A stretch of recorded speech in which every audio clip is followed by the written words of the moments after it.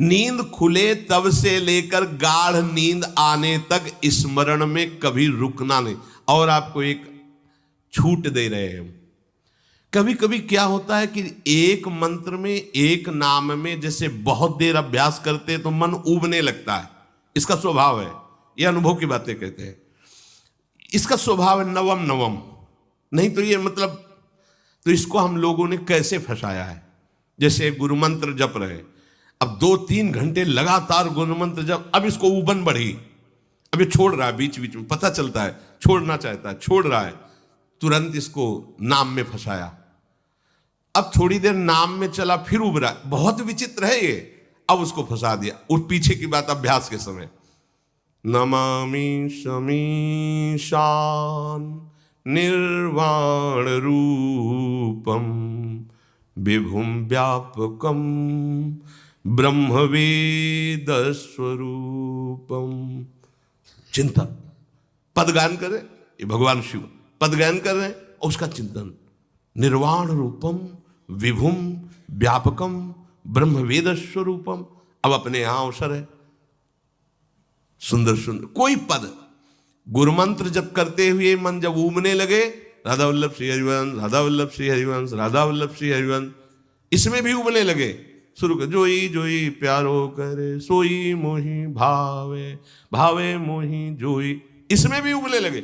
सुधा निधि का कोई एक लाइन ले लो, ब्रह्मेश्वरादि सुदुरूह पदारविंद श्रीमत् पराग परमाद्भुत वैभव, ब्रह्मेश्वरादि सुदुरूह छोड़ना नहीं है, तू भाग में नवम नवम दे रहा हूं, नवम नवम। इसको फंसाने के लिए आपके पास अस्त्र हो, जैसे यहां चाकू, यहां पिस्तौल, तलवार, ये वो सब बिल्कुल वीर सजा रहता है, ऐसे ही अपने लोग सजे रहते। छोटा राधा, अब एकदम चिपक गया है आके, तो कैसे मारे, तो छोटी चाकू है ना वैसे, राधा राधा राधा, थोड़ा दूरी राधा वल्लभ श्री हरिवंश, थोड़ा और दूरी गुरु मंत्र, बड़े बड़े अस्त्र अपने पास रख ले, बहुत भाग रहा है तो फंसा दिया। प्रथम यथावति प्रणव श्री, अब लग पूरा पदगा, पूरा पदगा उसमें लग, प्रथम यथामति प्रणव। भोजन पाते समय ऐसा अभ्यास किया है, 1 घंटा के पहले भोजन नहीं होता, चाहे 2 रोटी पाना हो, समय लगता है भोजन, आराम, एक एक नाम, एक एक, कुछ भी हल्ला मचाओ, कोई फर्क नहीं पड़ेगा, अपना चलेगा। अभ्यास स्नान के समय, भोजन के समय, किसी क्रिया के करते समय, किसी से बात करते समय, सोते समय, ये विशेष स्थान जहां में सावधान रहना है। यहां भजन छूटता है, ध्यान देना, यही भजन छूटता है। चलते समय, क्रियावान होते समय, प्रसाद पाते समय, या किसी से बतराते समय, ये सब भजन के छूटने के स्थान है, और यही पकड़ना है भजन को। जब आपको बिल्कुल न लगे तो मानसिक सब बंद कर दो और गुनगुनाने लगो। जो धुनी आपको अच्छी लगे उसी में नाम, कोई नाम लेके, संसार का चिंतन न होने पावे, चाहे जो कुछ तुम जहां तुम्हारा मन आवे, गंगावरी गोदावरी, कुछ भी, भागवतिक चिंतन के सिवा संसार के चिंतन न होने पाए। पहले ऐसे अनन्य बनो, फिर बाद में अनन्यता आती, रसना कटो जो अनरट। हाँ भी विषय चिंतन कर रहे हैं, प्रपंच कर रहे हैं, बोले रसना कटो जो अनरटो, और नहीं बोल सकते, प्रपंच बोलेंगे बस, रसना कटो, ये शब्द वहां नहीं आते। पहले हम आपको छूट देते, भक्त चरित्र, भगवान के चरित्र, नाम, कीर्तन, मंत्र, जो भी चाहो, संसार का चिंतन मत होने देना, पहले ये पकड़ो, फिर आगे चल करके जब पवित्र हृदय होगा तब ये निष्ठा आती, रसना कटो जो अन रटो, निरखियन फुटो नयन। मान लो संसार का चिंतन नहीं करने देना है इसको, आप जैसे बने वैसे करो भागवतिक चिंतन, कोई नाम ले लो, कोई मंत्र ले लो, तुम्हें जो प्रिय लगे, हम छूट देते हैं। ये नहीं करे कि रसना कटो जो अन रटो, ये बाद की बात है। हमें पहले इसका संसार चिंतन रोकना है। कैसे छूटेगा, कैसे छूटेगा, हमें यह पकड़ना है। नहीं तो निष्ठा की बात, जो हरि नाम जगत त्रिशिरोमणि वंश बिना कबहू, हरिवंश बोलेंगे नहीं, हरि बोलना नहीं है, हरि बोलना नहीं, क्योंकि जो हरि नाम जगत त्रिशिरोमणि वंश बिना, हरिवंश बोलना नहीं है क्योंकि प्रपंच में रति। तो क्या करो, जो तुम्हें प्रिय लगे पहले उसे पकड़ो। ये हम अंदर की बात कह रहे, प्रवचन की बात नहीं कह रहे। मन को फंसाना है हमें। राम कृष्ण हरि जहां लगे इसको लगा, पहले इसको फंसाओ, संसार का चिंतन न होने दे। गीता भागवत भक्त चरित्र कुछ भी कहीं भी इसे फंसाओ, पहले संसार का चिंतन न होने दो, फिर लाओ इसको घुमा के निकुंज वाटिका में। फिर तो भागेगा ही नहीं, फिर नहीं भागेगा। अब सीधे निकुंज वाटिका में किसी महाभाग्यशाली गुरु आश्रित का लगेगा, अन्यथा बहुत प्रपंची मन है। आप आश्रय इधर का लोगे, प्रपंच का चिंतन करोगे, बात बनेगी नहीं। चिंतन छोड़ना है हमें, जैसे बने तैसे संसार का चिंतन छूट जाए तो हम विजय को प्राप्त होंगे। ध्यान दीजिए, इस परमात्म तत्व को वही प्राप्त कर पाता है जिसका राग बीत गया है, खत्म हो गया है, वैराग्यवान। ज्यादा परिश्रम नहीं है वैराग्य में, विवेक नहीं होने के कारण हम वैराग्य नहीं धारण कर पाते। हम बाहरी बातों को वैराग्य ले लेते हैं, ऐसा कपड़ा बदल लेना या कपड़ा ना पहनना या लौकी का कमंडल, मिट्टी का पात्र, तो हम अपने को वैरागी। बात यहां नहीं रुकेगी। वैराग्य का इतना ही मतलब नहीं, ये भी एक बाह्य अंग है वैराग्य का, पर वैराग्य का सच्चा स्वरूप है वीतरागा। कहीं कुछ भी अच्छा नहीं लग रहा, कोई भी सुख आकर्षित नहीं कर रहा, लोक लोकांतर की प्रतिष्ठा, मान, सुख, ऐश्वर्य, व्यक्ति, कुछ अच्छा नहीं लगा। राग खत्म हो गया। ऐसा उस अक्षर ब्रह्म को, अविनाशी तत्व को जान पाता है। जगते भयो फिरे बैरागी। जैसी हरिवंश प्रपंच बंच सब ये काल ब्याल को खायो। हालत यह है कि जैसे सांप ने मेढक को पकड़ रखा और मेढक सामने पतिंगा को, कीड़े को पकड़ना चाहता है। उसे यह पता नहीं कि मैं खुद किसी का कवल बन चुका हूं, वो एक झटके में मुझे अपने पेट में ले जाएगा। ऐसे ही हम सब हैं, काल के द्वारा ग्रसित है। काल ने हमें पकड़ रखा है, पर हम भोग भोगना चाहते हैं। हम नाना प्रकार की मान प्रतिष्ठा पाना चाहिए, ये पता नहीं एक झटके में हमारा अस्तित्व ही खत्म हो जाएगा। जिनके अंतःकरण में किसी भी व्यक्ति, वस्तु, स्थान, पद, प्रतिष्ठा का राग ही नहीं रह गया है, उसे कहते हैं वैराग्य वान। वीतरागाह, राग ही नहीं है। जिनका अंतःकरण निष्पाप निर्मल हो चुका है, जिनके हृदय में केवल भगवत प्राप्ति की उत्कट लालसा जागृत हो गई है, ऐसा साधन संपन्न उपासक परमात्म तत्व में प्रवेश पाता है। अध्यात्म मार्ग की ऊंचाई पर वो स्थित हो जाता है। यदि छंतु ब्रह्मचर्यम चरंती, जिनकी इच्छा एकमात्र भगवत प्राप्ति की है, यदि छंतो, तो उनको क्या करना होगा? ब्रह्मचर्यम चरंती, ब्रह्मचर्य का पालन करना होगा।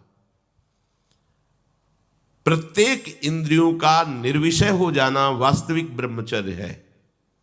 केवल जनेंद्रिय से ही ब्रह्मचर्य को नहीं लेते।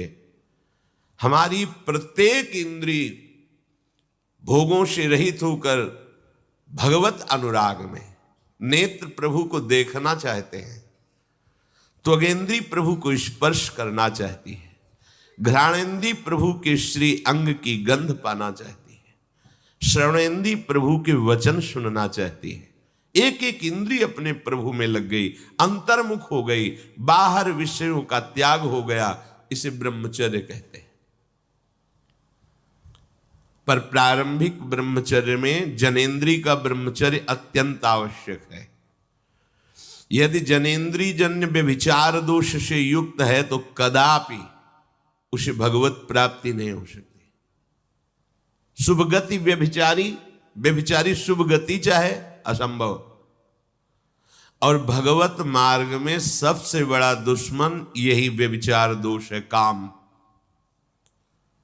इसी से हमारा हृदय मलिन होता रहता है, अंधा बटे और पड़ा चबाए वाली दशा रहती है। कहते हमें 50 वर्ष हो गए।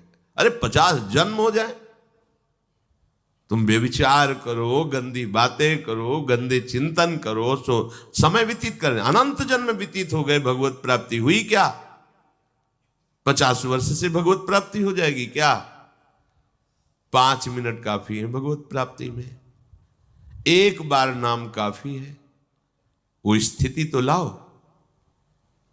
बार बार बहिर्मुख वृत्तियों के द्वारा विषयों में सुख बुद्धि कर लेने से हमारा सारा का सारा अध्यात्म चिंतन बदलता रहता है, इसलिए लाभ नहीं मिल पाता, एक रस चिंतन नहीं रह पाता। बार बार विक्षेपी विषय करते रहते हो, हम सहते रहते हैं और भोगते रहते हैं। एक बार तो हिम्मत करके उठो। अवलो नशानी अब ना नशई हो, एक बार तो दृढ़ बनो। बस मन के अनुकूल चलने की बात को तुम्हें रोकना होगा, तभी तुम्हारे अंदर यदि छंतो, ऐसी इच्छा जागृत होगी। पक्का पक्का ऐसा ही है। जब हम किसी विषय के वेग को सहते हैं, विषय नहीं भोगते हैं, तो मन बहुत जलाता है। उस जलन में फिर एक ही बात होती है, बस भगवत प्राप्ति हो जाए, झंझट खत्म हो जाए। कब तक हम इसमें चलेंगे? एक बार भगवत, वो जलन हमको भगवत प्राप्ति की इच्छा प्रकट करती है। अपने लोग क्या करते हैं? जलन को मिटाने की कोशिश करने लगते हैं, तो भगवत प्राप्ति की इच्छा क्या, भोग प्राप्ति की तृष्णा जागृत हो जाती है। भोगे हुए भोगों को बार बार भोगने की इच्छा का नाम तृष्णा है।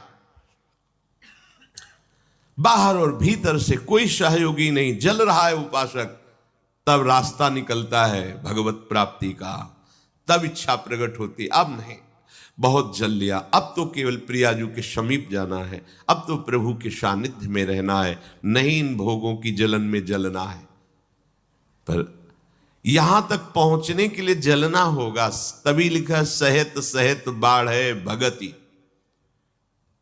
तास्तिति क्षस्व भारत, क्योंकि आगमा पाइनो अनित्यास, ये नाशवान काम क्रोधादि तुम्हें प्रेरित करेंगे, तुम इनके वेगों को सह जाओ।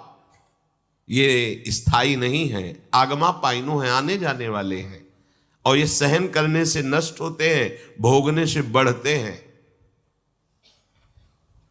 यदि छंतो, अगर भगवत प्राप्ति की इच्छा है तो ब्रह्मचर्यम चरंती, ब्रह्मचर्य का पालन करना ही होगा, इसमें कोई गुंजाइश नहीं, क्योंकि आप चल ही नहीं सकते आज, इसमें मन मारना होगा।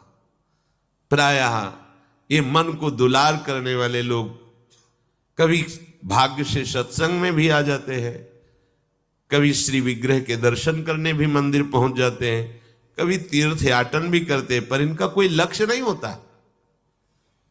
आज सुन लिया सत्संग, बढ़िया है, लक्ष्य नहीं होता। यहां लक्ष्य वालों की बात हो रही। यदि छंतो, यदि तुम्हारी ऐसी इच्छा जागृत हो रही किसी जन्म में भगवत प्राप्ति करनी, तो ब्रह्मचर्यम चरंती। आप सच्ची मानिए, जिसके निकालने में तुमको सुख की अनुभूति हो रही, उसको रोकने में कितनी सुख की अनुभूति होगी।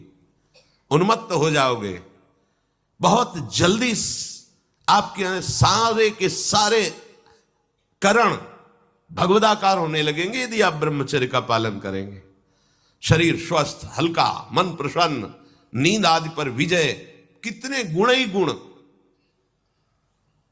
और ब्रह्मचर्यहीन आलस्य, प्रमाद, भोगों का चिंतन, मन का डिप्रेशन में पहुंचना, कमर में दर्द, टांगों में दर्द, सर में दर्द, घबराहट होना, बिना किसी कारण के मन भयभीत हो रहा है, भोजन अपच हो रहा है, बिना किसी प्रक्रिया